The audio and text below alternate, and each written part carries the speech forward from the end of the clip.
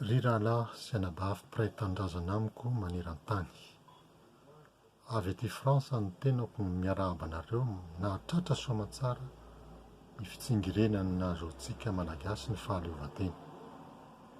Isika rehetra dia samy mahafantatra fa firenena notahian'Andriamanitra Madagasikara.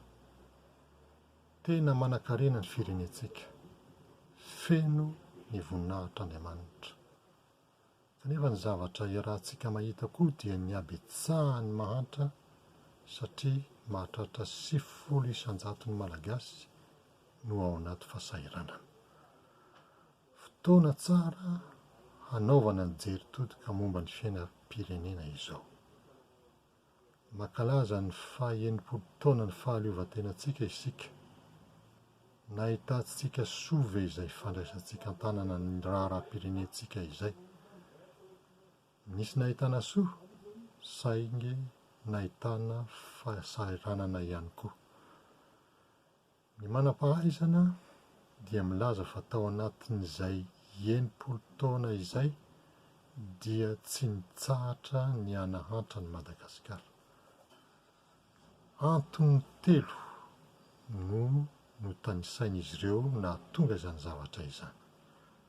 Tsy hitanisa azy ireo eto ny tenako, fa ny tenin'Andriamanitra no tiako hampatsahivina antsika. Ozona ny fahantrana fa tsy fitahiana. Ny tenin'Andriamanitra ao amin'ny Deutéronomie 20:20 dia ahitantsika fa ny fitahiana no tian'Andriamanitra omena ny fireneny, ary izany ihany koa ny an'ny firenena rehetra. Ny tsy fanarahana ny didin'Andriamanitra sy ny lalàny no mahatonga ny sakana amin'ny fitahiana izay tian'Andriamanitra omena ka mahatonga ny firenena hiara-ny ozona.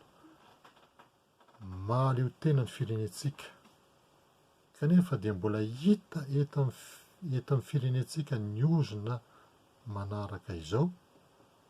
Ny vahiny eo aminao hisandratra ho ambony dia ambony noho ianao, fa ianao kosa hietro ambany dia ambany.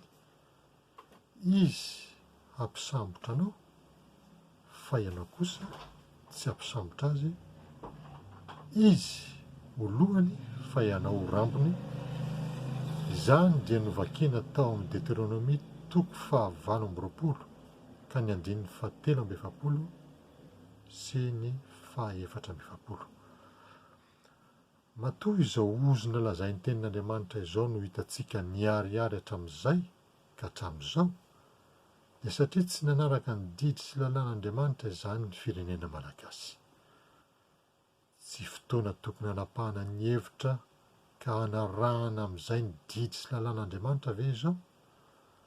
80 taona izay no tsy nitsahara ny fahantrana. Samy te hahita ny firenetsika hiala amin'ny fahantrana isika mianakavy. Aok'izay ny fahantrana, aok'izay ny ozona. Ny fiverenana amin'Andriamanitra ihany no azahoana famelan-keloka, fanafahana sy tena fahaleovantena.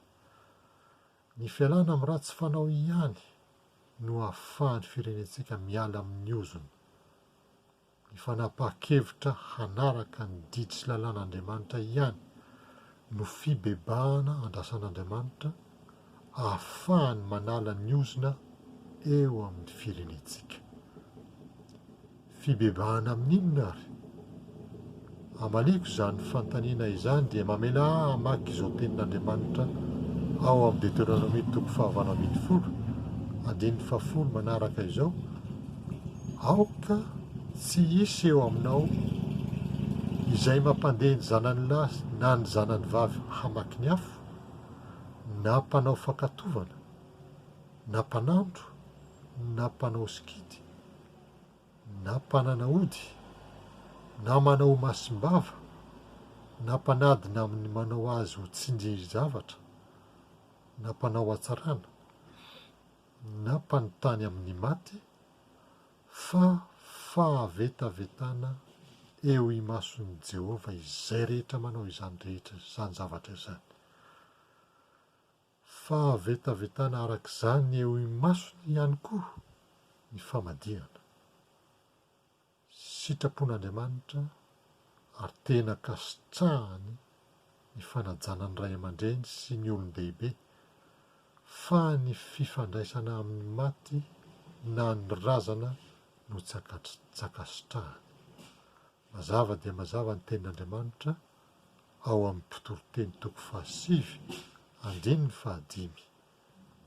Fa fantatry ny velona fa ho faty izy, fa ny maty kosa tsy mba mahalala na inona ary tsy manana valim-pity intsony izy, fa adino ny fahatsoarovana azy. Na ny fitiavany, na ny fankahalany, na ny fialonany dia samy efa levona ela, sady tsy manana anjara intsony mandrak'izay amin'izay atao aty ambany masoandro izy.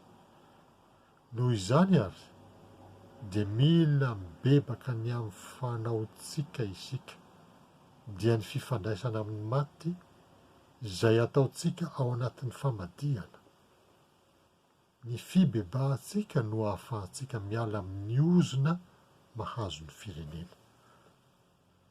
Izao no lazain'ny tenin'Andriamanitra ao amin'ny Jaona 9:9-3. Koa raha ny zanaka no ahafaka anareo, dia ho afaka tokoa ianareo. Amin'ny alalan'i Jesosy Kristy ihany no ahazoana fanafahana amin'ny ozona rehetra. Satria tiantsika handroso izao firenentsika izao, satria tiantsika handray fitahiana ny malagasy rehetra. Anjarantsika kristianina zanak'Andriamanitra no mitory ny fibebahana hialana amin'ny ozona. Amin'ny alalan'i Jesosy Kristy ihany no ahazoana fanafahana. Amin'ny alalan'ny rery ihany no ahazoantsika ny tena fahaleovantena ka handraisantsika fitahiana. Ny sitrapon'Andriamanitra amin'izao firenentsika izao dia ny fiadanana, ny fandrosoana, ny fitahiana manana ambiampy, ny voninahitra. Azo antoka zato isan-jato fa raha mitaona ny firenentsika amin'ny fibebahana isika dia marina sy mahatoky Andriamanitra ka hamela ny helontsika, hanasitrana ny tanintsika ary dia ho tanteraka amintsika ny sitrapon'Andriamanitra. Notahian'Andriamanitra Madagasikara, feno ny voninahitr'Andriamanitra ny firenentsika. Ary izany dia nataony mba hahatonga antsika rehetra mianakavy ho fitahiana ny firenena rehetra. Mpanompon'Andriamanitra misionera malagasy aty Frantsa, Marcel Leonga, no manolotra anao ampitiavana izao teny izao. Andriamanitra raintsika hitahy antsika mianakavy.